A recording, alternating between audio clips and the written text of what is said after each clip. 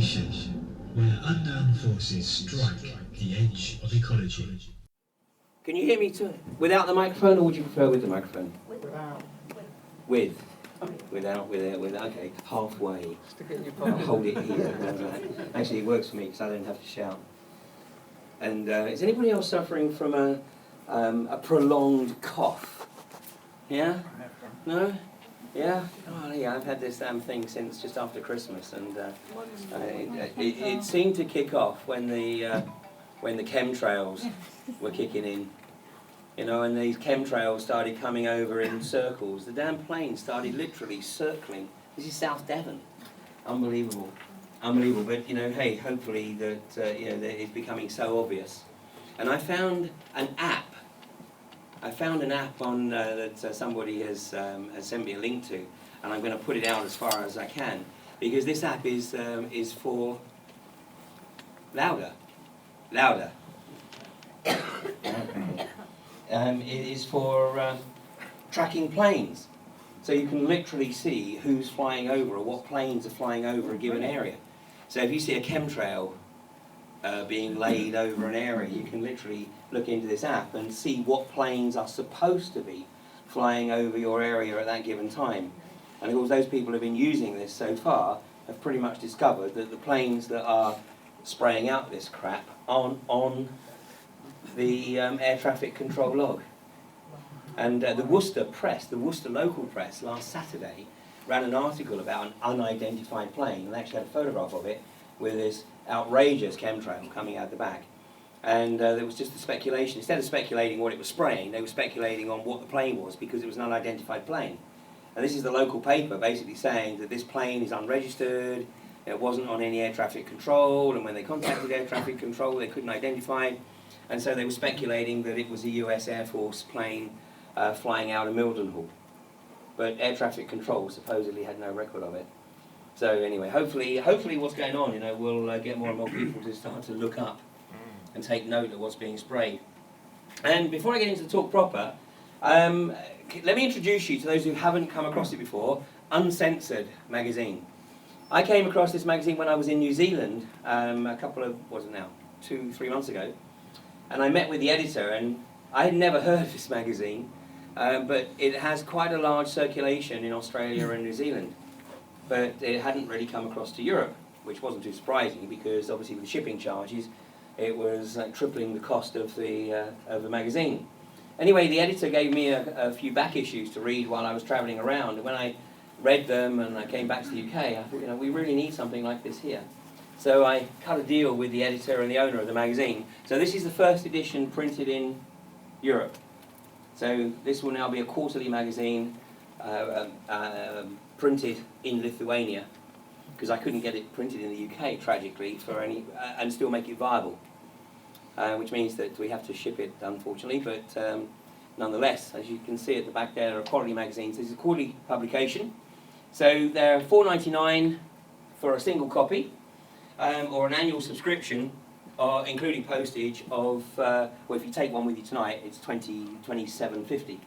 And if you sign up for an annual subscription for it, I put up a couple of hundred of this DVD, which is actually the DVD of a presentation I gave last year, very shortly after the Norway massacre. And it's the shift is about to hit the fan. And so that's free if you take an annual subscription. And still on the plugging before we get on the talk, I did a series of workshops last year called The Shift is About to Hit the Fan, which were quite well received. In fact, I had a lot of emails from people asking me to do more, and how come it was only one day, why couldn't it be two? You can't please all the people all the time, can you? Anyway, I put together a schedule. So I'm doing a series of workshops through, starting in London, the last weekend in February, and then literally covering the country and Ireland over the next 12 weeks or so. And this is called Shift 2, the next level. So there's some flyers at the back if you're interested, because I'm actually bringing it to Eastbourne and Portsmouth on the south coast, trying to spread. I think I'm doing Exeter, Portsmouth and Eastbourne. So trying to get to within reach of as many people as possible. So thanks for coming out tonight. This is my first talk of 2012. And does anybody here think 2012 is just going to be another year? Oh no. Anyway, I don't think so. One way or another, this is going to be an incredibly memorable year. I mean, 2011 was memorable, and yet most people have actually forgotten most of the stuff that occurred in 2011. You know, when I first started giving talks, which is almost 10 years ago now, generally there was, just one or two issues to talk about. Although I was talking a lot about what was going to happen because I'd read the scripts, but trying to get people to comprehend that these events were documented and were going to happen in 2003 and 2004, when supposedly the world was in the grip of an economic boom.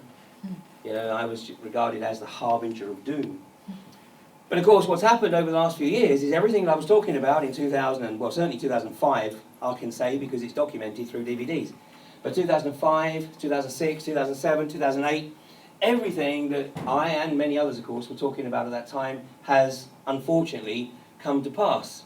And I and most of the others don't claim any special insight. We simply read the scripts. It's all out there.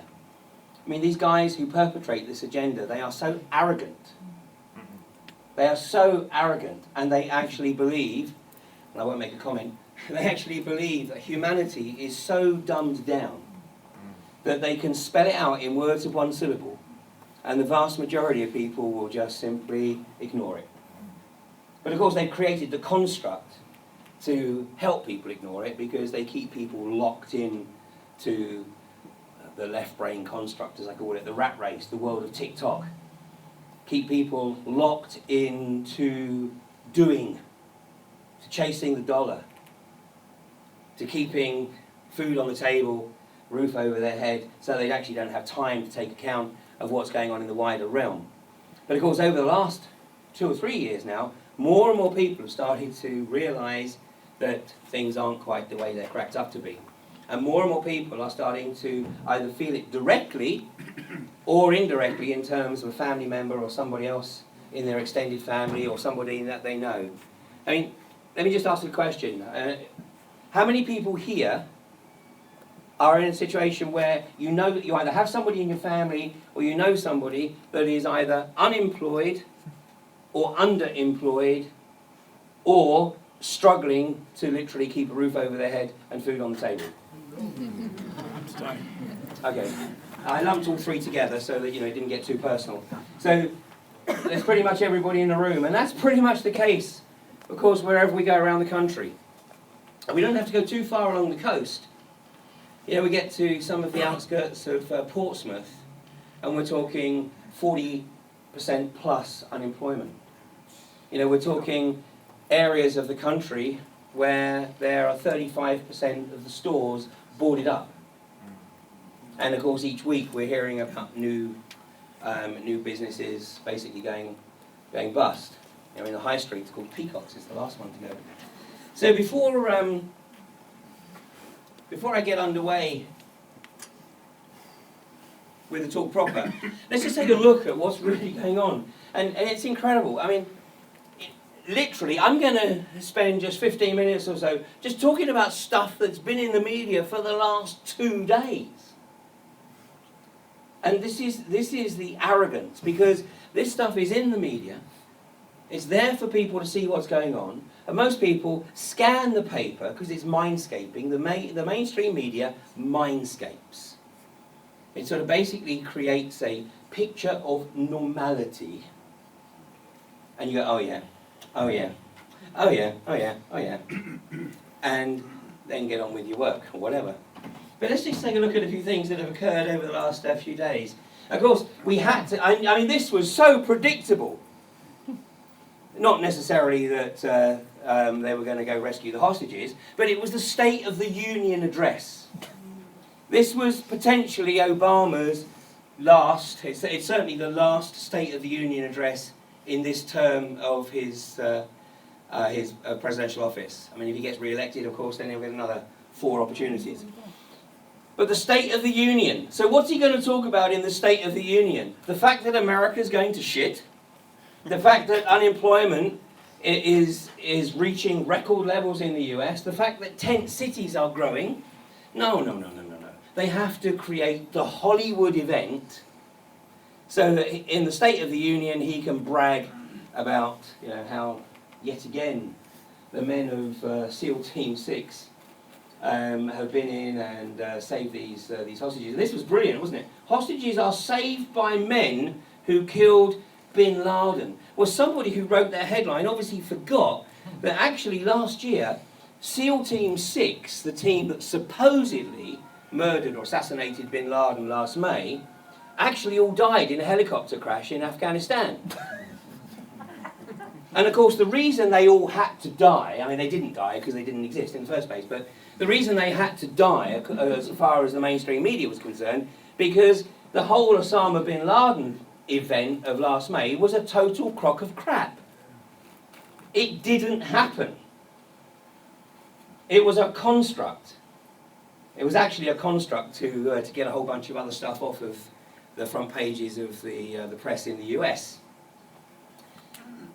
So, of course, as far as George Bush's administration was concerned, the vast majority of people in George Bush's administration actually believed that Osama bin Laden was dead before the end of 2001. So here we were last May, where Osama bin Laden was being murdered for what was supposedly about the third time. But it was part of the construct. But anyway, here we go again. State of the Union address. The night before the State of the Union address, Osama is greeted in Congress to rapturous applause, standing ovation, because of this event. I mean, it is just unbelievable. From, was this today's paper? The US hits the pirates. SEALs team kills 9 to rescue. And of course, it's all over the front pages in the US. Everything else is knocked off. And it's conveniently forgotten that SEAL Team 6, tragically, died in a helicopter crash in Afghanistan, which meant that, of course, there's nobody left alive who was supposedly part of the operation to nail Osama bin Laden. Very convenient. Is he Bin Laden still alive? Is he still alive? Does he exist? Oh, who knows? Go and ask Elvis. Meanwhile, of course, here in the UK, or in Europe, we got the recession looming as tensions rise in the EU. Merkel raises new fears about the future of Greece. Brilliant! Brilliant. Where has she been for the last 3 years? I mean, this is just what is so outrageous. I mean, if there is anybody now who still believes that the global financial meltdown is an unfortunate series of random events, really is living in a delusional cuckoo world. If there was any desire to break this cycle of events, there have been multiple opportunities right from the get-go. There is no desire to break this, as we're going to see as we go through. So what we've seen today all through the media is Angela Merkel basically is preparing the ground within the EU for Greece to either appear to take the decision to leave the Eurozone or be kicked out, basically, which basically means that Greece has been fleeced. It means that there's nothing left. The golden fleece has disappeared. Absolutely. They've literally stripped everything. I mean, this is what is going on right now. It is a game of global asset stripping. And let me tell you, I mean, we here have no real comprehension of the magnitude of the problems that are occurring in Greece. The only reason that Greece is basically surviving, if you like, is because of the culture of Greece, which is very much still around the extended family. That Mediterranean culture. I mean, if that same situation was occurring, say, in the UK, it would be a very, very different ballgame because we've lost that connect with the extended family. So what you've got in Greece is literally people getting together, not just as extended families, but as communities, and literally operating outside of the system. And what we've got going on in Greece right now is very similar to what was occurring in the Soviet Union prior to the collapse of the Soviet Empire in the late 80s. Nobody in Greece is paying taxes. Nobody. The only people that are paying taxes are the civil servants, because the government actually deducts it from their money before it gives it to them. But to actually keep employees on, because most employers actually can't afford to pay their employees, so what they're doing is they're saying to their employees, okay, you have to be responsible for your taxes, knowing damn well that the employees aren't going to pay the taxes. So what we've got going on here is the country, of course, is descending further and further into bankruptcy. So the only solution, ultimately, is for Greece to drop out of the Eurozone and re-establish its own currency. But the critical factor is that it has to re-establish that currency as the People's Bank of Greece, and not as a Rothschild's bank, where you have the central bankers issuing the money, as they do everywhere else, issuing the money, and then of course charging interest on it. And you know what's going on in Greece, by the way, the situation is not dissimilar in Ireland, Portugal, Spain, and Italy's not far behind, and France is now going down that track. And yet there is no political or financial community incentive to do anything different. It's literally just a question of going down this path until they have asset stripped everything they can out of the country. Greek rescue not working. It was never intended to work. Never intended to work. None of the rescue plans are intended to work. What we got is a crazy situation. The European Central Bank is requesting money from solvent governments so that the European Central Bank can loan the money that it is effectively given from solvent countries, that it can loan the money to banks that have gone bust, so that those banks can then once again create money out of thin air through the fractional reserve banking system and loan it back to governments that have already proven that they can't pay their existing debts. I mean, if you or I tried to do something like that, we'd be in jail for fraud. But the financial community and the political community are just keeping on trucking. This guy, I said 4 years ago that Gordon Brown would never be permitted to win an election. That this guy was being groomed to take the UK into the next stage of the game, which is to play the role of appearing to be leading the British people through a tough time, but in reality what he's doing is digging the hole deeper. His problem is that more and more people are starting to realise that this is exactly what he's doing, and that he is not making any effort, he and most other politicians around the world, not making any effort to literally dig out the cancer, which is the fractional reserve banking system. Until the fractional reserve banking system is shut down, the situation that we're in is just going to get worse and worse and worse, and until literally everything is fleeced and there's nothing left. So what we're going to see is this multiple blame game going on. Osborne blames the Eurozone as City fears the double dip. Yeah, well, great, blame the Eurozone. Of course... You've also got Clegg indicating that Osborne has made the cuts too imminent in regards to what's happening. Well, the cuts are irrelevant. I know. Anyway, basically, with the austerity, of course, is just a question of... It's just an attempt to try and get the message across that we're in a world of hurt. But these guys don't even begin to comprehend the term austerity. It doesn't apply to them. The austerity applies at the lower end, the lowest end of the social strata. These guys don't even begin to feel the first pinch of it. But recently, of course, Cameron got a lot of good press because he stood up to the Eurozone and wouldn't buy in to the constraints that they wanted to put on the financial community. Now, whilst I certainly wouldn't condone signing over any nation, I wouldn't condone any nation signing over the control of their economy to any outside agency, not least the European Central Bank. But in this case, what Cameron was actually doing was simply responding to the instruction that he'd been given by the British financial sector, which was we can't operate with those constraints, or we're not going to operate with those constraints. So Cameron's actually, not only has he basically said, okay, you know, well, you guys go do what you want in the Eurozone, because we're not going to play ball, but we're also not going to put any constraints whatsoever on the casino mentality within the city banking system. This is where we get told exactly what's happening. Families and pensioners slipping deeper and deeper and deeper into the red.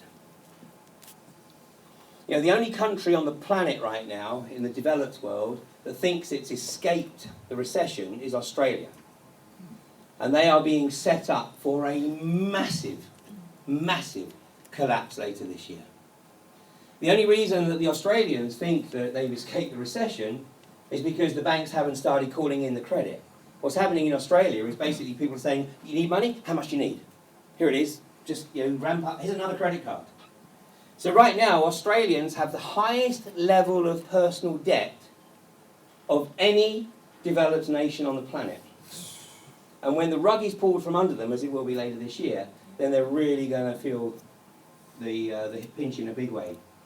But you know, what we've got in the situation right now, we've got private pensions being decimated, so people that were paying into pension plans for 35, 40 years, especially people thinking that they were buying in or participating in a final salary benefit scheme which would give them a pension of 2/3 of their final salary on top of their state pension, so therefore they'd be able to effectively live in the lifestyle to which they become accustomed.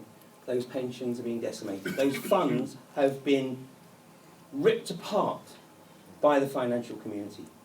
And the actuaries who are responsible for effectively guiding the pension trustees and telling them how to protect the investments to make sure that the pension funds can provide for all the liabilities should be facing criminal charges.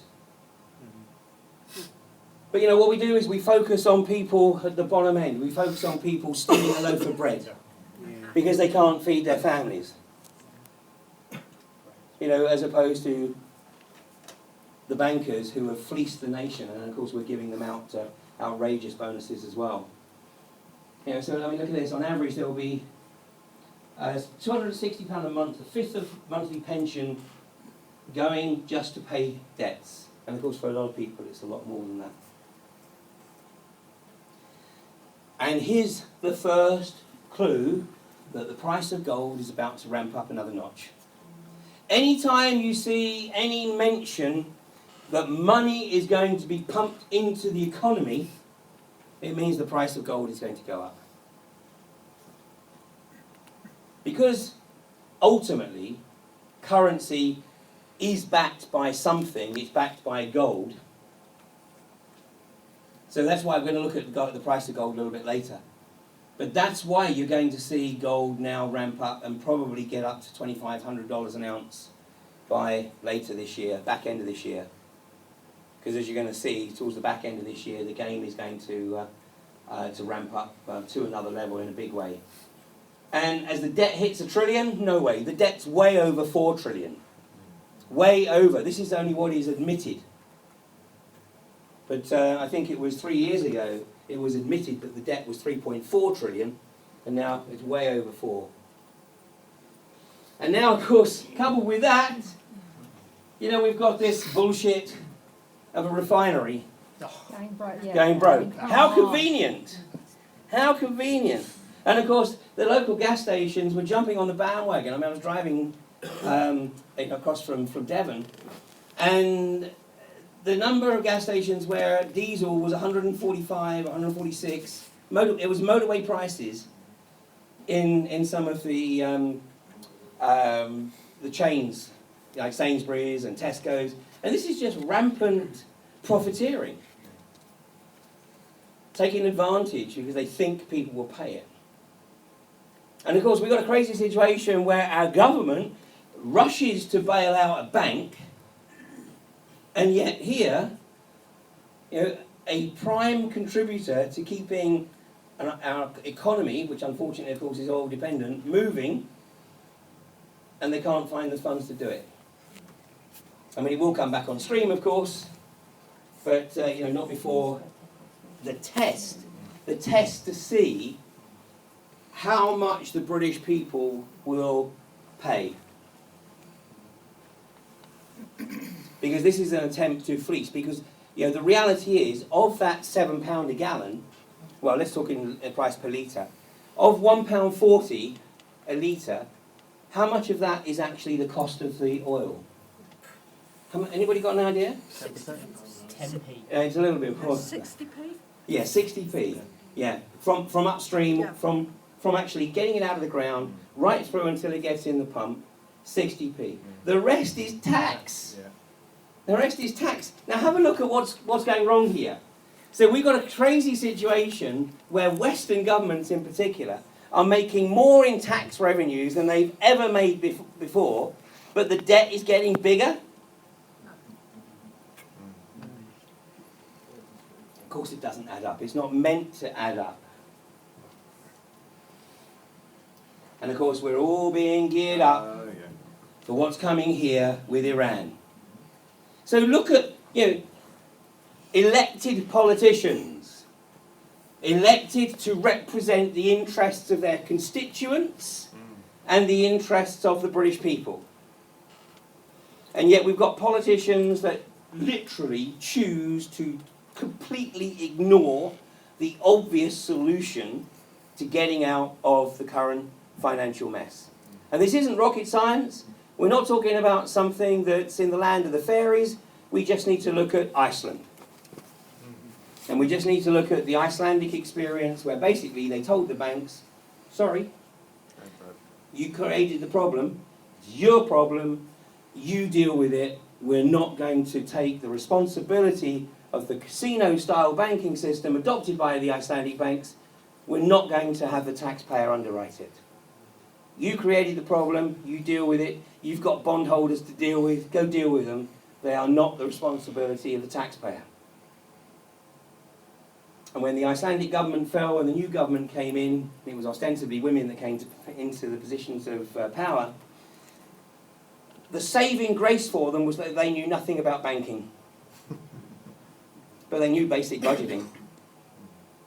And they had a lot of help. And of course the first thing they did was effectively create the People's Bank of Iceland. So they got rid of the Rothschilds' fractional reserve banking system and started issuing their own currency and putting Icelandic people's krona into the economy. So it was money going into the economy in return for work or services, but nobody owed interest on it.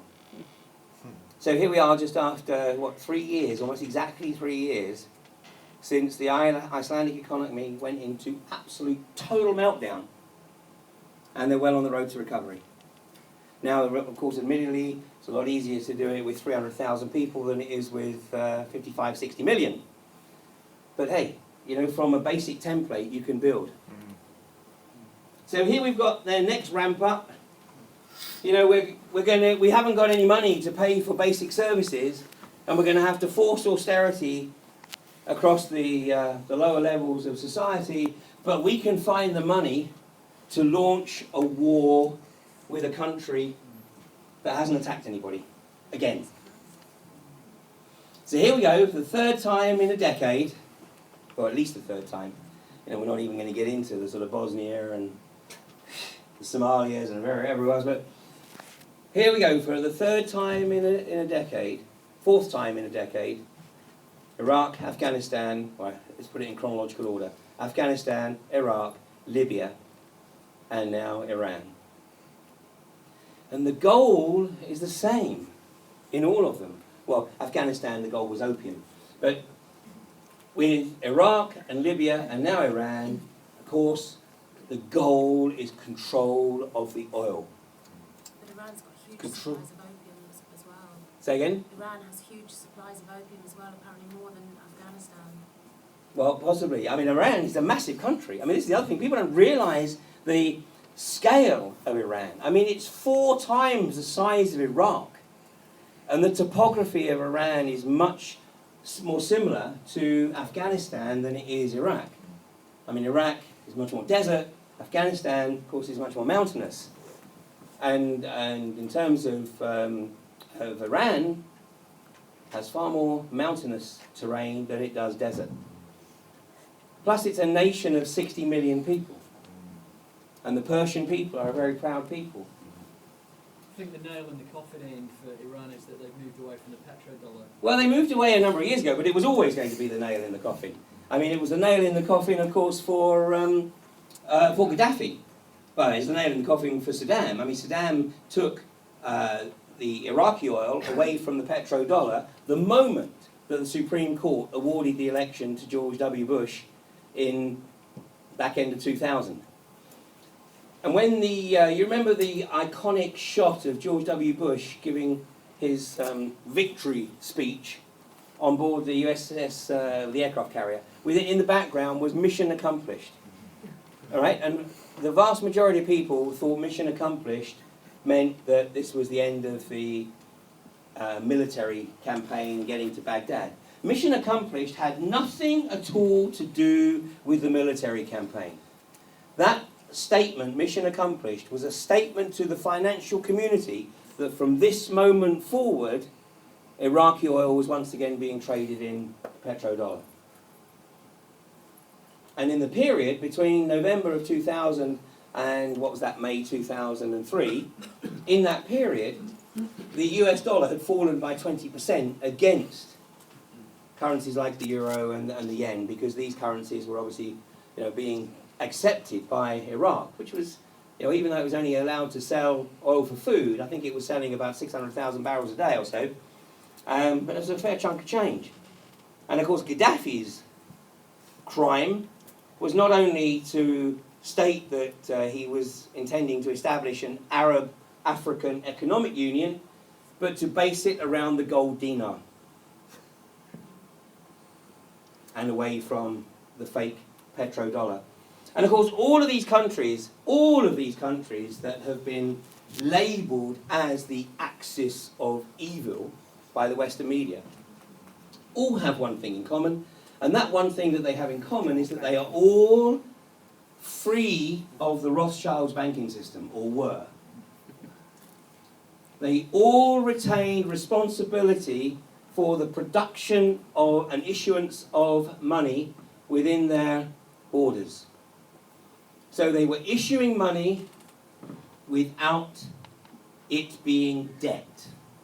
It was money put into the economy to fuel the economy, to feed the economy, keep the wheels of the economy turning, without there being the burden of debt on it.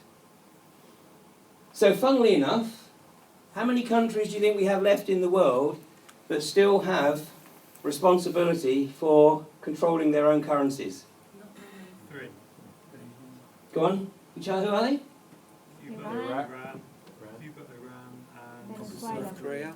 North Korea. Cuba, Iran, North Korea. Okay, and then we also have Russia and China. So, but they're outside of the equation right now. We might talk a bit about them in a little while later, because I think there's going to be something that may occur later this year as well, which may upset that particular apple cart. So, be prepared here. And we really need to get ourselves into a situation where people do not accept this. Do you remember what happened in the run-up to Tony Blair and George Bush's attack on Iraq? What happened? Millions of people, all over the world hit the streets to protest against the attack on the sovereign nation of Iraq, which had nothing at all to do with 9/11, but of course, the tenuous link was being built up in the US media. But the vast majority of people knew that this had nothing at all to do with 9/11 and was simply a colonial grab. And these were people who hadn't even read the scripts. Read Zbigniew Brzezinski's book, The Grand Chessboard, which he published in 1997, or the neocon document, Rebuilding America's Defenses, which was published in September of 2000. And 10 of the 27 signatories to that document went straight into George Bush's government when he was sworn in on the White House lawn in January of 2001, just 5 months after the document was published. Millions of people hit the streets all over the world. What difference did it make? No. Exactly. This was the global elite effectively letting it be known through their puppets of George Bush and Tony Blair that it didn't matter a damn that people were going to vote with their feet and hit the streets, because it was going to be a one-day vote, a one-day protest. Everyone was going to feel that they'd done their bit, and then they'd go home. And on Monday morning, everything would be back to normal. And that, unfortunately, was exactly the case. They were proven to be absolutely correct. And this is what basically gave them the confidence then to just pursue their agenda and accelerate the timescales. Because they know that if they can keep the vast majority of people in a position of borderline poverty, where they've got to spend, or feel they've got to spend, pretty much every damn working minute chasing the money to be able to feed their families or keep a roof over their heads, then they can keep them distanced from the political arena. And they can get away with whatever the hell they want to get away with. The Occupy movement, in theory, everyone here has heard of the Occupy movement, yeah? In theory, here was a movement that had enormous potential. It was ostensibly a disaffected youth. Right across the planet, almost, certainly in the developed world, the disaffected youth, and by this I'm going to use the definition of under 35s. There were many exceptions that prove the rule. In fact, in the Totnes Occupy movement, I don't think there was anybody under 70 in there. So there were exceptions. But the vast majority and the main thrust of the Occupy movement was the disaffected under 35s. And in reality, although Occupy Wall Street is given the credit as kicking the movement off, in reality it really kicked off in Spain last May, where tens of thousands of young people are still camping out in the city squares and town squares all around Spain because they have no work and no prospect of work. And the great tragedy is they have no idea how to get themselves out of the problem. So they're actually desperately saying to their government, look, please, please, we haven't got a clue how to resolve this ourselves. We need you to help us. Think about it. This is a very, very sad reflection on our under 35s globally. But it's no accident. It's no accident. These under 35s, and again there are many, many exceptions, these under 35s are a product of a deliberate dumbing down process, but as part of that process as well, what it's also happened is what we have, particularly with the under 35s, and we'll talk a little bit about this in the second half of the evening, with the under 35s we have this inflated sense of self. The inflated sense of ego, and I'm not being derogatory here, I'm not being demeaning, because it is something you grow out of if you're under 35, or maybe you've grown out of it already. I'll tell you, because I was exactly the same. The difference was that in our youth, there was never the possibility that we were going to be unemployed. It was never a possibility. In fact, I mean, really, it just came down to how many interviews we could be asked to make the effort to go to before we decided which job we were going to take. And that was a situation with a few sort of minor hiccups that occurred, pretty much right through to about the mid-80s. And then we started to sort of go into the slippery slope. There were periods, good years and bad years. But up until probably the second term of Thatcher, we pretty much, in the post-war years, had full employment in this country. And there was never going to be an issue with the under 35s, or any particular age group, being disaffected. But today, what the Occupy movement has shown, and I visited the Occupy movements in London, in Sydney, and in Wellington, and in Dunedin. And like I said, there are exceptions that prove the rule, but I'm going to be very generic, and I'm going to share with you what I saw. Basically, I saw a bunch of people sitting around getting drunk on Carlsberg Special Brew or stoned. And when I was saying to them, so, what are you guys doing? What's the plan?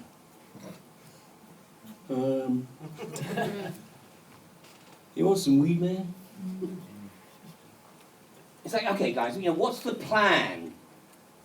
What do you hope to be doing, say, in 3 months' time? When I said to them, guys, is there anybody here who's coordinating maybe a blog? I'm sure this is something you guys are more familiar with than me. What about a blog? Or coordinating between the various Occupy movements to get information out, to share information?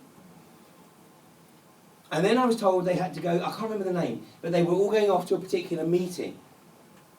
And I followed along to this meeting, and I realised that the whole of the Occupy movement had been infiltrated and was basically controlled opposition. And then what did I see yesterday or the day before? George Soros, with a smile on his face, said the Occupy movement's going to become violent. Well, he should know. Because I don't think he's too far away from the manipulators behind the scene here.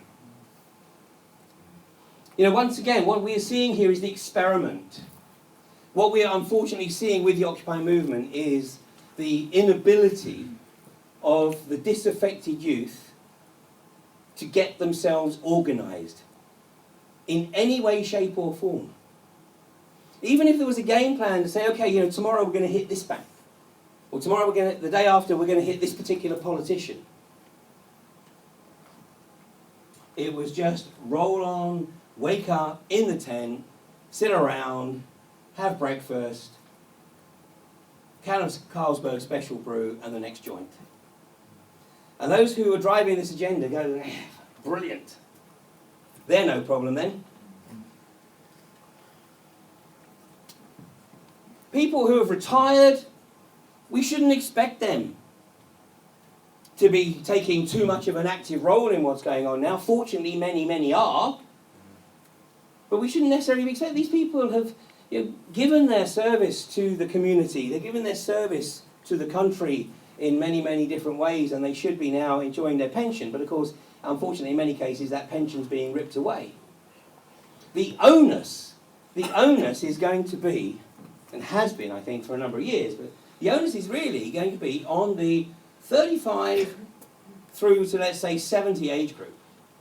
Those people who have known what it's like to enjoy full employment, those people that have known what it's like to literally enjoy a society that has cohesion, coherence, and has seen this descent into whatever we want to call it today. Individually, every nation on the planet is made up of good people. Go to an airport, any airport, anywhere in the world, and just go to the arrivals area there, and look at the love that you see of people greeting family members as they come back from their travels, wherever that may be. I've never yet been to an airport anywhere in the world where there's aggression at the arrivals hall. Aggression is not really part of our natural human makeup. It's being created. It's being driven. Now, this is interesting because apparently we're going to start a war with Iran, but we've got no military personnel. And somehow I don't think that the bureaucrats are going to be getting in line to go and get into the front line.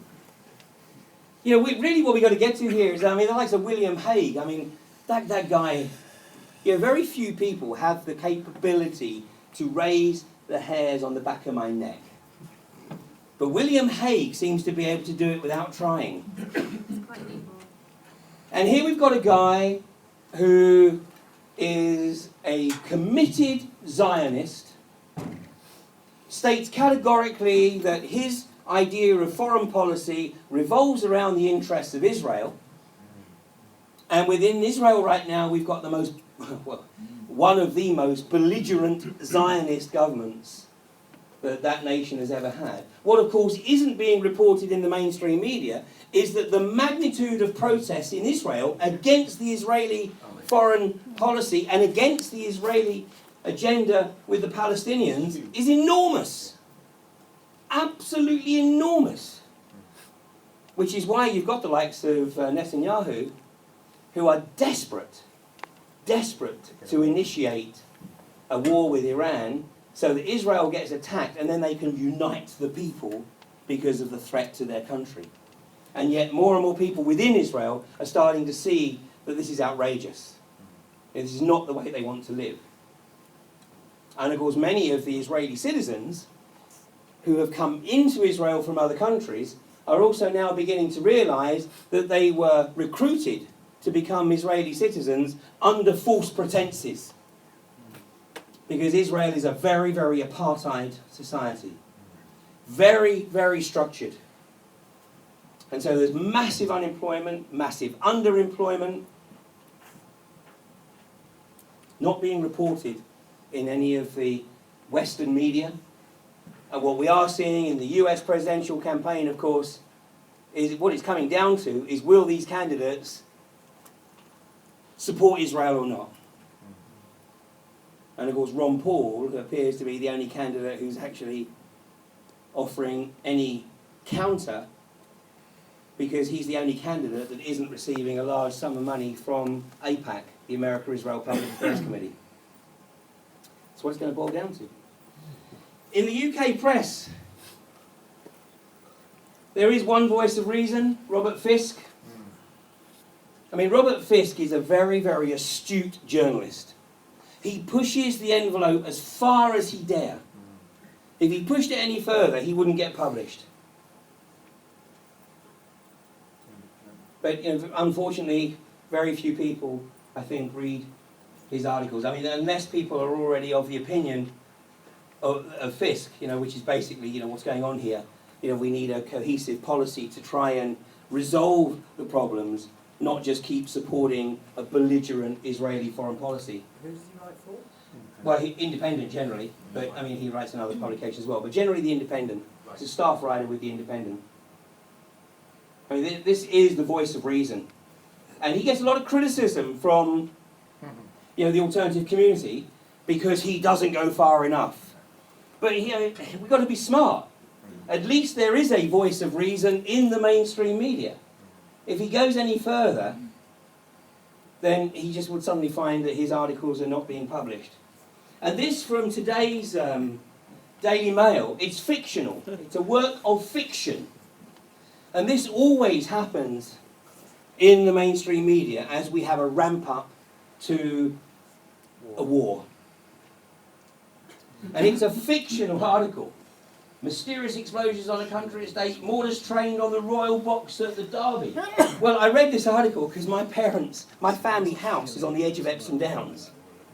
And I happened to read this article, and the whole of the thrust of the central terrorist attack here is on the Queen on Derby Day at Epsom Downs, with a mortar attack launched from a house built by some Iranians about 400 yards away from where my parents live.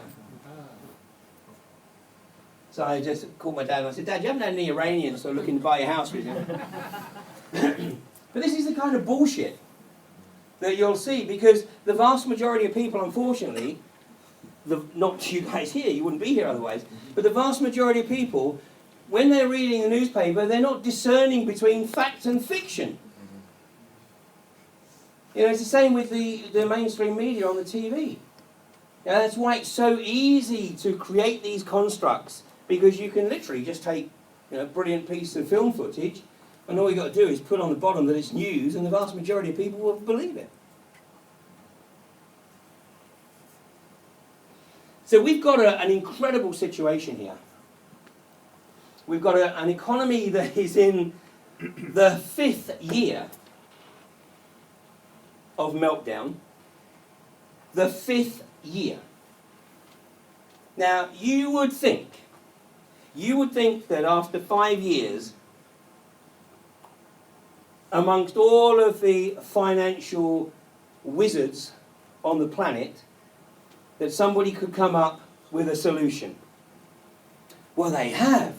Many of them have, but they're demonised. Do you know that you cannot get a PhD awarded from the London School of Economics if you write a thesis on anything other than fractional reserve banking and government taxation?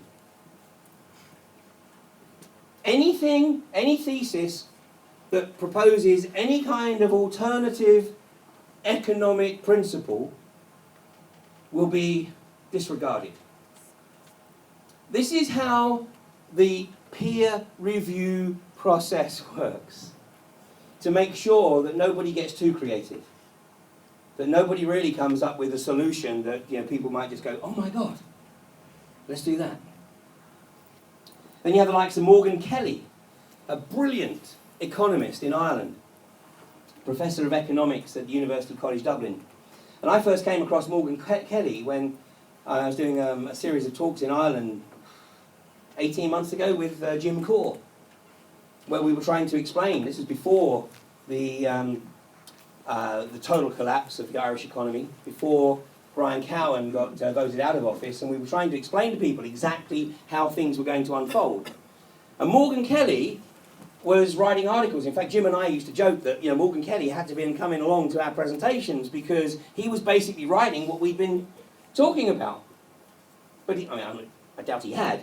He didn't need to. I mean, it wasn't rocket science, but he was presenting the alternatives, and he had the credentials of Professor of Economics of University College Dublin.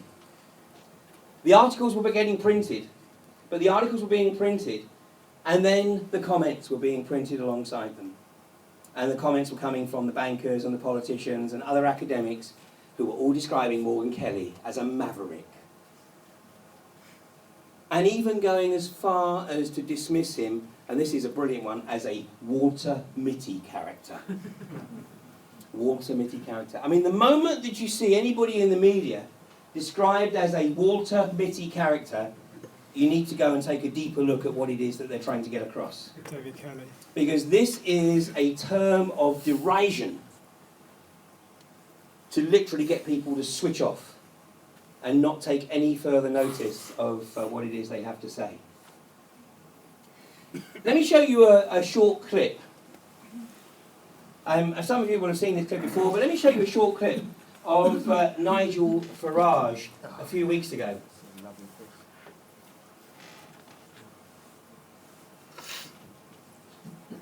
Co-president of the Bureau for Freedom and Democracy, Nigel Farage. The floor is yours. Well, here we are, on the edge of a financial and social disaster, and in the room today we have the four men that were supposed to be responsible. And yet we've listened to the dullest, most technocratic speeches I've ever heard. You are all in denial. By any objective measure, the euro is a failure. And who is actually responsible? And who's in charge out of you lot? Well, of course, the answer is none of you, because none of you have been elected, none of you actually have any democratic legitimacy for the roles that you currently hold within this crisis. And into this vacuum, albeit reluctantly, has stepped Angela Merkel. And we are now living in a German-dominated Europe. Something that the European project was actually supposed to stop. Something that those that went before us actually paid a heavy price in blood to prevent. I don't want to live in a German-dominated Europe, and nor do the citizens of Europe. But you guys have played a role. Because when Mr. Papandreou got up and used the word referendum, or Mr. Wren, you described it as a breach of confidence. And your friends here got together like a pack of hyenas, rounded on Papandreou, had him removed and replaced by a puppet government. What an absolutely disgusting spectacle that was. And not satisfied with that, you decided that Berlusconi had to go. So he was removed and replaced by Mr. Monti, a former European Commissioner, a fellow architect of this Euro disaster, and a man who wasn't even a member of the Parliament. It's getting like an Agatha Christie novel, where we're trying to sort of work out who's the next person that's going to be bumped off. The difference is we know who the villains are. You should all be held accountable for what you've done. You should all be fired. And I have to say, Mr Van Rompuy, 18 months ago when we first met, I was wrong about you. I said you'd be the quiet assassin of nation-state democracy, but you're not anymore. You're rather noisy about it, aren't you? You, an unelected man, went to Italy and said, this is not the time for elections, but the time for actions. What in God's name gives you the right to say that to the Italian people? Thank you. You've got quite a hand there. Why do you think it is that? Why do you think it is that none of that ever appears on the British media? Ever. The only way you're ever going to see any recording of Farage's presentations in the Parliament are on Russia Today. And of course that's a fringe channel. And Ofcom are doing their level best to remove the fringe channels. Press TV has gone because of course Press TV was ostensibly Iranian. So Press TV has had to go because we're about to go to war with them. Next under the microscope is Russia Today and Edge Media. Julian Assange is supposed to be on Russia. Really? In a month's Can I ask time. you one question? No, I'll take your questions later, okay? In Edge Media, I mean, we literally now have one of the owners who is pretty much full-time responding to Ofcom requests, questions, insinuations. Ofcom are desperately trying to find ways to shut down the alternative channels within the guidelines. And of course what we have to be careful of is not handing the proverbial head to them on the silver platter. Which is why we have to be very, very careful. I mean, and it means that we have people within the alternative community who get very, very upset when comments they make are edited out. Because we know what Ofcom are like.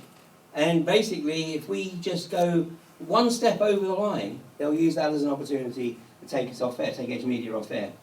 So, do take a look at what Farage is putting out there, because you're never going to see this, ever, on the mainstream media. And ever since Nigel Farage had his near-death experience in the run-up to the British elections last year, when his light plane, unfortunately, came down rather quicker than it was intended to.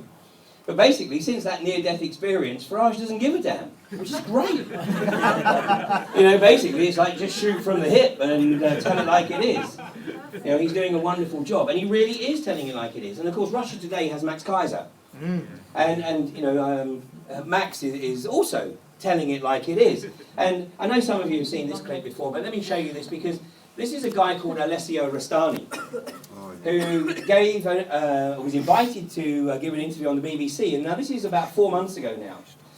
And this had the BBC in absolute apoplexy.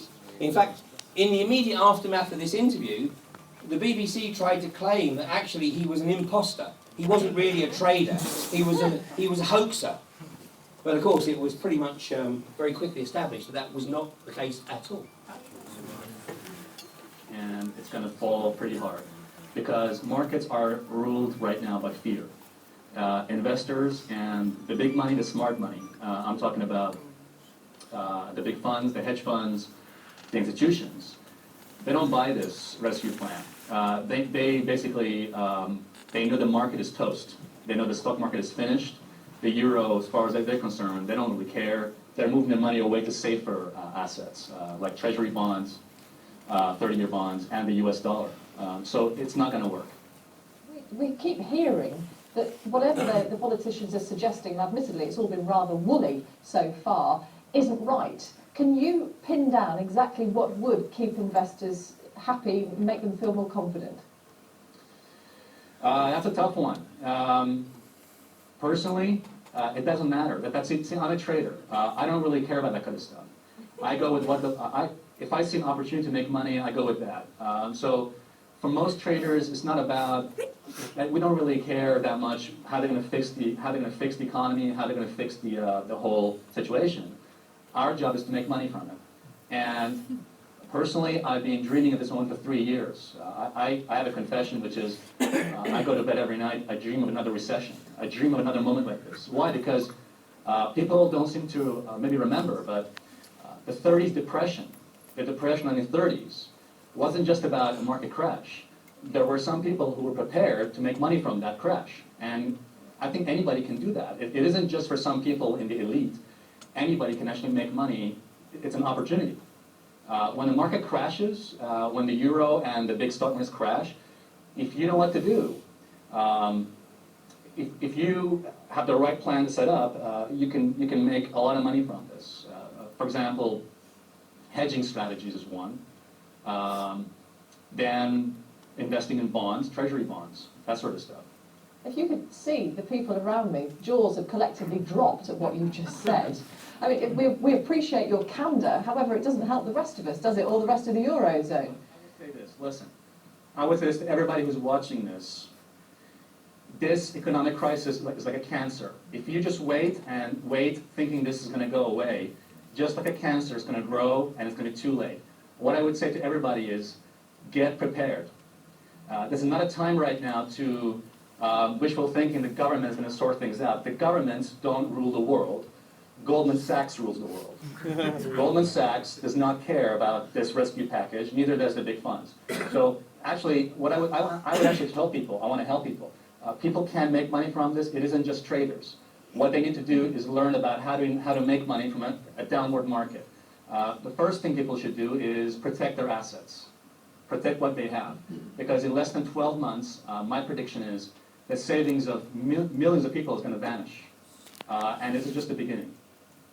So I would say be prepared and act now. The biggest risk people can take right now is not acting. Alessio Rastani, thank you very much for talking to me. Do you dream about the economy at night? There what you see is a trader in turmoil. Because, I mean, he's been trained, obviously, to do the best he can for his clients. I mean, that's how he makes his money. That's his job. I mean, his job is to stay ahead of the curve. But here was a guy basically saying, look, I want to help people. You know, I'm going to help myself first, of course. And I'm going to take care of my clients, of course. But I want to help people. I want to give people a heads up. And of course, you know, when the BBC and the financial community went into absolute hysteria trying to dismiss this guy, then it should have become pretty obvious to the critical thinker that this guy had more than a modicum of insight. And what he was saying is, I want to help people resolve this because what's going on is like a cancer. And what I hope I've shown you over the last hour or so is that there is no desire to cut out that cancer. The strategy is to allow the cancer to strip out everything, to destroy everything, to asset strip the planet. So you can either just sort of ride with it and see where it goes, or you can take a little bit of initiative. Now, for a lot of people, they're not in a position to do very much except ride it out. But then hopefully, they're going to start talking to people in their family and their extended family.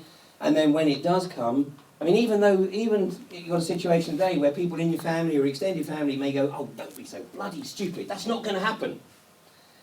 But then when it does, and they go, oh my God, you're right. Then they're going to come back and say, okay, what do we do now? Because then they're going to want to start talking about what it is that they can do to avoid getting caught up in this mess. Well, in the first instance, let's finish this first session with some very practical aspects. Because, as Alessio Rastani has said, within a year, the savings of millions of people will disappear. It will evaporate. It will effectively become worthless. And every time more money is pumped into the system, the money becomes increasingly worthless. That's where you end up with a situation where you need a wheelbarrow to cart the notes along to the bakers to get a loaf of bread. So what do you do to protect yourself against the worst of it? Well, in the short term, of course, the important things are food, water and shelter. And food and water, obviously, very much at the top end of that. Because if this thing really does collapse, then ultimately it could well be that the government has to do what the Icelandic government did 3 years ago, when they announced to their people that nobody would lose their home, nobody would be evicted from their house because of the collapse of the economy. which takes away the first level of fear. The second statement they made was that nobody would starve. I mean, they really did make the observation, we are all in this together, and we'll make sure that nobody starves. So what they were doing was they were creating this 300,000 strong community to collectively dig their way out of this hole that had been created by the bankers. And we can't do that with 60 million, but we can start to do it with our families, our extended families, and then maybe extended into the community. So if you haven't been stocking up on food and water, I mean, if you don't have access to a natural water supply, I certainly don't. I'm reliant on mains water. So, it would be the smart thing to start thinking about actually having a supply of water that you could use if, unfortunately, and it would be, I think, a relatively short time, because when the smelly stuff really does hit the fan, there may well be a few days or maybe even, let's say, 2 or 3 weeks of absolute chaos, but after that, communities really would start to pull together. That's a natural order of things. So, we're talking about a short-term period where maybe there's going to be a necessity to pull the blinds, lock your doors, and just hunker down. Now, I hope to God that that doesn't actually come to be. Of course I do. But right now there's a possibility. I mean, look at what's being written in the mainstream media. People, Mandelson even, is talking about, well, maybe we got it wrong. Maybe a free global economy isn't the way to go forward. Maybe we are going to go into double dip. And everybody, of course, hopes that double dip means that it doesn't affect them, it just affects everybody else. Because, depressions and recessions never affect everybody. It just becomes a larger percentage of the community. And that's the risk we're at, that percentage becomes unmanageable. We've got a situation in Mid Devon, in Oakhampton, where twice a month a charity comes along to dish out food parcels, because 2 major employers in the town closed their gates on the first week of February last year. And a charity still comes into the town twice a month to distribute food parcels. This is in southwest England. It's not even in a depressed part of the country. So food and water. There's another possibility of food shortages for many, many different reasons. So, take the opportunity.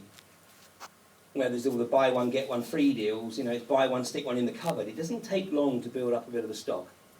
And what it does is it takes away the fear, because in the back of your mind that if the worst comes to worst, you can shut your doors, pull your blinds, and you've got food and water for a period. And you and your family don't have to get called up. You don't have to go foraging. You don't have to go looting. You've got a stock there. It's peace of mind.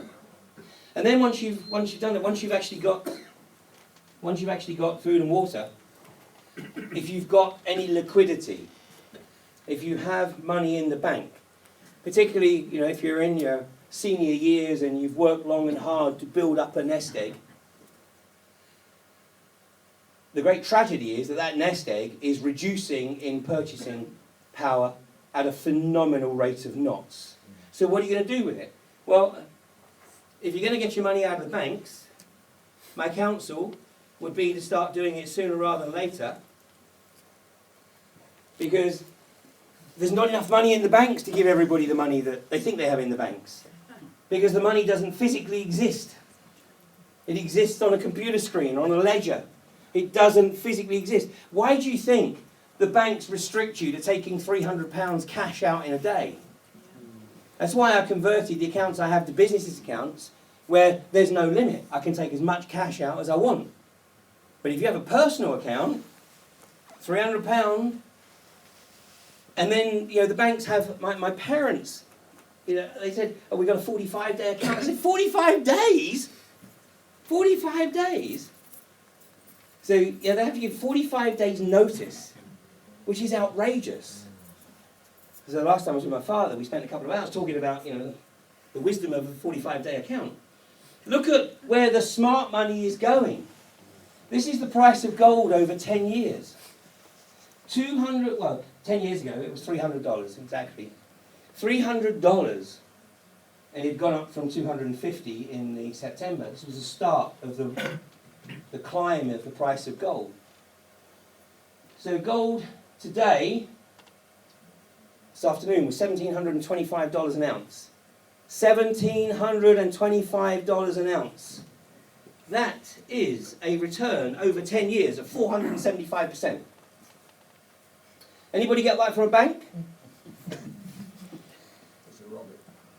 Yeah, exactly. That's the only way you're going to get that kind of interest. Okay? 10 years. And every now and again, because with any kind of bull market, there's always correction periods. There's been 3 correction periods, 1, 2, and we're in the 3rd one at the moment, in that 10-year period. But that doesn't impact on an underlying bull run. We look at 1 year. The 1 year return, and this has been a hell of a 6 months, the last 6 months, but for the 1 year return, from the end of January last year to this year, 27.8%. 27.8%.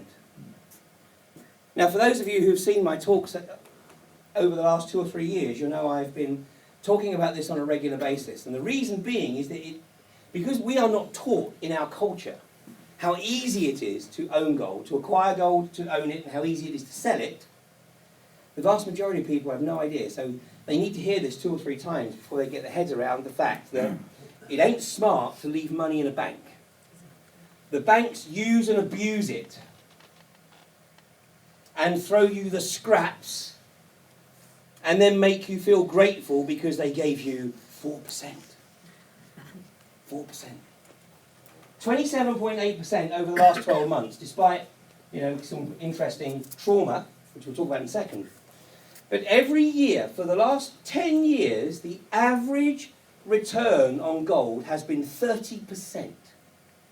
30% a year for 10 years. So we're not talking about a flash in the pan here. We're talking about a historical 30% per annum growth. And when I first started talking about this, which was about 5 years ago, people say, oh yeah, but Ian, 5 years, 30% over 5 years, so the growth has gone. And I mean, there are still people to this day who occasionally will email me and say, oh my God, we wish we'd listened to you 5 years ago. Look at the last 60 days. And I show you this because you don't go into gold to make a quick buck. That's not what gold is all about. Holding gold is about protecting the purchasing power of your accumulated asset, your accumulated wealth. Back at the end of the Second World War, it was said that 1 gold coin would buy you a reasonable quality suit. Today, 1 gold coin, a sovereign, will buy you a reasonable quality suit. A sovereign today is about £260. You can get a reasonable quality suit for 260 quid. It holds the purchasing power. A lot of people in this country still think there was a property boom between 2002 and 2007. No, there wasn't. There was smoke and mirrors. It was a total mirage. Back in 10 years ago, you needed 363 ounces of gold to buy the average property in this country. Today, you need 163 ounces of gold. So in reality, property in this country today is worth 30% of what it was 10 years ago. And it's a mirage that's created to create the impression to get people to borrow money. Because when you create this impression that there's a boom going on, what you encourage people to do is buy a bigger house, buy a second house, buy a car, buy a bigger car, buy a boat. And one of the reasons that the property market is still holding up right now and hasn't crashed where it should have crashed to is because the bankers have calculated that there's still some idiots out there amongst the middle classes who haven't been fleeced of everything they've got yet. And the way in which they're going to fleece them is they're going to convince them to either remortgage their own house, to lend their kids or give their kids the deposit, which goes to a bank, to get a mortgage. So the parents end up with a bigger mortgage, and the kids have a mortgage. And you know what mortgage means, don't you? Mortgage, death grip. It's brilliant. It's absolutely brilliant. So the reality is that the property prices will be artificially held up until basically the banks think that they've bled the middle classes as dry as they possibly can, or the middle classes have actually caught on to the fact they're being fleeced. The reality is, the average salary in this country right now the median salary. Let me say the median salary. The median means 50% of people earn more, 50% of people earn less. Anybody want to hazard a guess as to what the median salary is in this country? How much? That's very good. It's very close. It's actually 19,200. That's so you mean net. So you're about right. Yeah, 19,200. It's down, actually. It's down from 19,600 5 years ago. So that's the median salary. 50% of people earn more, 50% of people earn less. When you're earning 19,200, you ain't going to find the £28,000 deposit you need for the average house in this country. The only way you're going to raise that 28,000 is if you're fortunate enough to have parents that live in a house which they have equity in, and then they can remortgage and give you the money. I mean, it's a brilliant scam driven by the bankers. So over the last 60 days, what we've seen here with gold is absolutely zero. And in fact, anybody who bought gold here was probably having a coronary by about here. But their heart rate has calmed down a little bit because, you know, we're back. That's why I say you don't go into gold for the short term. Because if you look at gold on a day-to-day basis, one day you're going to be in ecstasy and the next day you're going to have a coronary. It's a long-term hold. Here's the 30-day run, which is a little more interesting. So 30 days, anybody buying gold just 1 month ago would have got a return of 7.14% in a month, which is about twice what a bank is offering over a year. Now, if you want to find out more about gold, and I mean, like I always say, don't take anything I say at face value. I'm not a financial advisor. But I can tell you, those people who have followed my advice have done a lot better than those who followed financial advisors over the last decade. Because financial advisors rely on the commission they get from the funds that they're required to sell. Because I offer this personal counsel with no axe to grind and no vested interest, it's just a straight explanation of what's occurring. But if you want to look at more of this for yourself, go to kitco.com, K-I-T-C-O, kitco.com. It is the Commodity Trader's Bible. And the beauty of gold is that there's no VAT and no capital gains tax. So apart from the small amount of commission, and if you're buying gold and anybody wants to charge you more than 5% commission, they're ripping you off. In other words, they're a retailer, not a dealer. You don't buy gold from you might buy a piece of jewellery from a retailer, but you don't buy gold from a retailer, you buy gold from a dealer. And if you want to go down that path, then speak to me later. This is this afternoon, 17... no, this wasn't started. 17.25 this afternoon, unless it went up. What do you think of silver, Ian? Silver's actually performed better than gold over the last decade, but silver's not so clean. Now you have to be a lot more knowledgeable, because some silver coins are subject to VAT. Some silver coins are not pure in their content. The beauty of gold, providing you're staying with sovereigns, half sovereigns, quarter sovereigns, Krugerrands, American Eagles, China Pandas, Mexican Quetzals, it's pure. And the only thing you need to know, you don't have to be an expert, all you need to know is that you've got a gold coin, it goes on scales, that's the weight, that's the Kitco price, one multiplied by the other, that's the value. No argument. And you know that you're going to pay 5% commission when you buy in a bull market, and no commission when you sell in a bull market. And where do you sell them? With the same dealer you bought from. It's not as easy as going to the ATM, for sure. I mean, that's the issue here. It is if you live in China. Yeah, it is. They're actually issuing, they're setting up gold dealerships in all towns. There is gold in a bank, or do you put it No. Why would you put anything in a bank? No.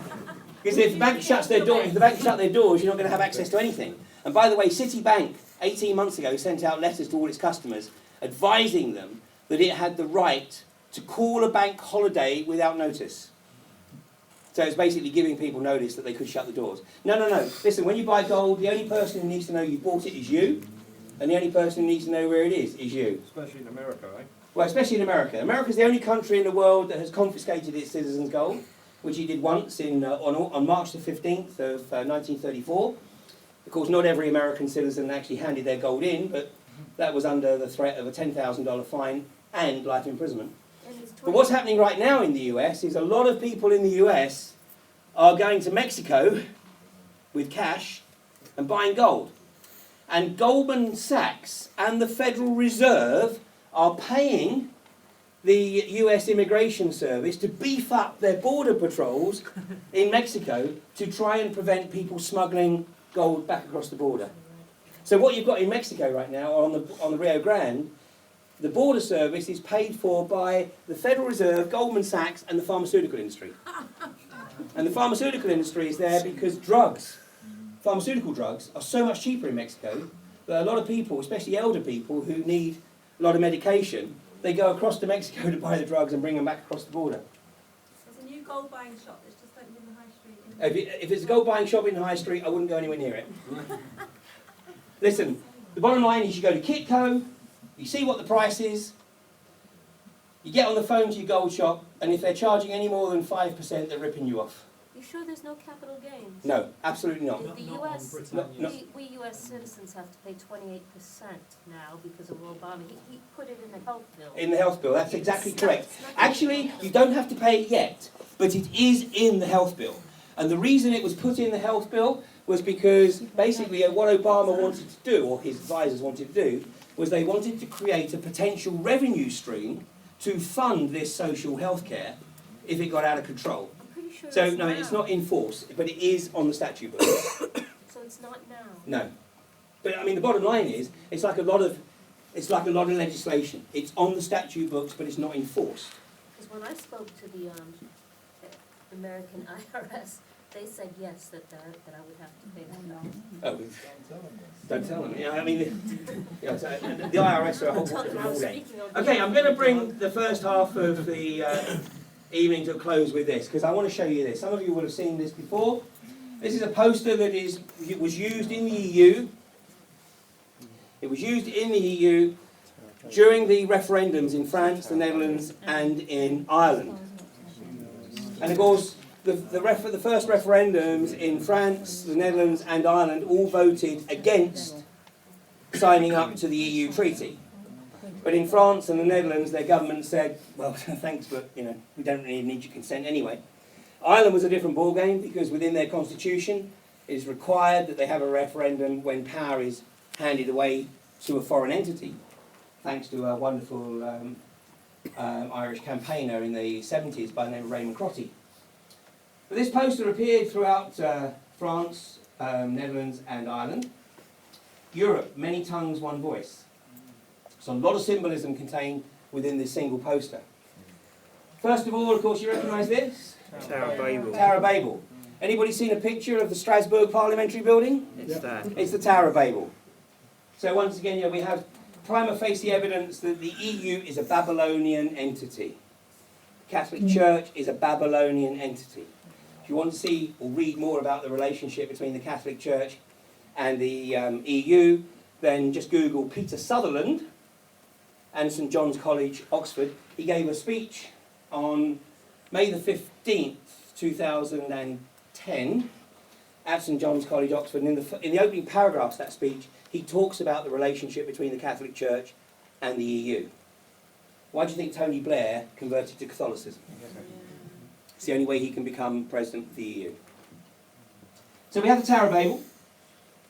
We have the moat here. Now, you know the Great Seal on the back of the $1 bill, the separated capstone? Well, the separated capstone on the Great Seal represents the knowledge and the wisdom of the few, never to be shared with the masses being represented by the body of the pyramid. Here what we have is the Tower of Babel representing the capstone, i.e. the knowledge and the wisdom of the few, never to be shared with the masses, the other side of the moat. I won't even get into this.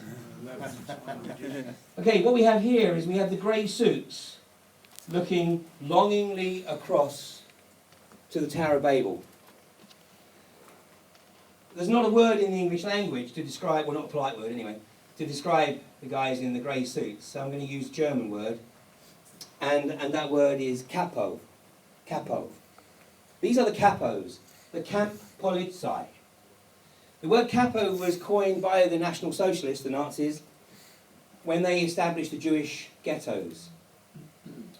They didn't want to use their own resources to manage the ghettos, so they identified people within the Jewish community to effectively be the head honcho within the ghetto, and these were called the capos, the Kampfpolizei. And these guys, the Kampfpolizei, were given better accommodation, more food rations, access to better clothing, and they were also required to provide the Nazis with the lists of people to be shipped out to the ghettos to go to the camps. But of course, when the ghettos were emptied and there was no longer any need for the Kampfpolizei went exactly the same way as everybody else in the ghetto. These are the politicians, the bureaucrats, those who like to think of themselves as being part of the community. But basically what they do, they've sold their soul in return for the lifestyle, the salary, the bells and the whistles, and they will carry out the whim of their masters the other side of the moat. The capo, the Kampfpolizei. This is the hoi polloi, the masses. I know it's not in great focus here, but do you notice something about the way in which the people, the figures are drawn there in that picture? Blockheads. Blockheads, exactly. These are the blockheads. Now this is a poster, this is once again, this is a classic example of putting the information out there. It's basically like giving the people the finger and saying, you know what, you dumbasses, we can put this right under your noses and you can't see it. It's the blockheads. Now there's one exception. There's one figure within those people there that isn't a blockhead. Can you see which one that is? The baby. The baby. Exactly, it's the baby. The baby. What this is telling us, what these guys know, is that every member of humanity is born into this world with the full range of human capability and capacity and everything that entails. And if we achieve the capability to access that full range of our capability and capacity, these guys are totally screwed. So their challenge is to make sure that we don't achieve access to that full range of capability and capacity. And so from the point at which we enter this world to the point at which we effectively become an adult contributor to their construct, we become a blockhead. We become shut down. And what I'm going to introduce you to in the second half of the evening is some of the methodology, and it'll all fall into place for you as to how that's done, but I'm also going to share with you how we are breaking through that. We're all breaking through it. Many people don't yet fully realise what's happening, but it's happening on an increasing basis. And when I start to share some of this stuff with you in the second half of the evening, you're going to go, oh my God, oh yes, it's going to fall into place. These guys know this is happening. This is why they're making more and more effort to shut us down, to keep us in blockhead mode. But they know that once we start to break out of it, there's no turning back. And that we just go from strength to strength. And that's why they're accelerating their agenda at a phenomenal rate, because they know the race is on big time. So let's take a short break so that you can have a smoke, have a leak. We got tea? There's some tea, some coffee, and see you in 15 minutes.